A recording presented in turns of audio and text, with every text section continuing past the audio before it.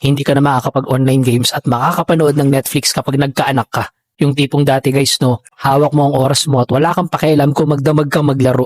Pero ngayon, hawak mo na ang diaper at bote ng gatas ng anak mo. Kaya kung mahal mo ang me time mo at ayaw mo masira ang tahimik mong buhay, huwag ka na lang mag-anak. Panoorin mo hanggang dulo itong video ito.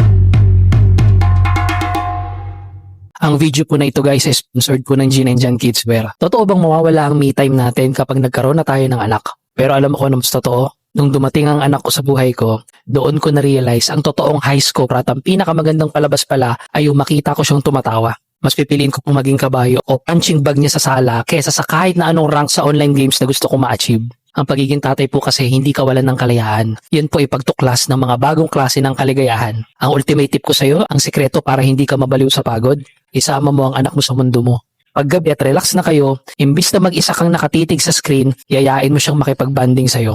Habang nakabihi siya ng presko at malambot na terno ng Gin and Jan sa upuan na yan, gawin niyo yung mga simpleng laro na yan o kaya panoorin niyo yung paborito niyang cartoons ng magkasama. Ang me time pwedeng maging we time ninyong mag-ama. Kaya sa huli guys no, nawawala man po ang oras sa mga lumang hobby ko, napapalitan naman yan ng walang katapusang yakap at pagmamahal mula sa anak. At para sa akin po, yan po ang pinakasulit na trade-off sa mundo na hindi ko ipagpapalit. Kaya kayang-kaya mo rin yan daddy. Ang video po na ito sponsored ng Gin and Jan Kidswear. I-check nyo na po yung mga items natin dyan ng mga preskong kasuotan para sa mga masasayang bonding moments natin kasama ang mga bata. Meron tayo guys, 4.6 to 4.9 overall store rating. Marami na pong bumili sa atin guys no.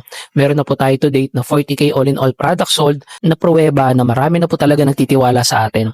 Kaya ano pag inaantay mo, i-follow mo na yung stores natin at kita-kits po ulit tayo bukas para sa panibagong parenting content. I-click mo na yung items natin dyan guys para makagawa pa tayo ng mas marami pong mga parenting contents. See you po!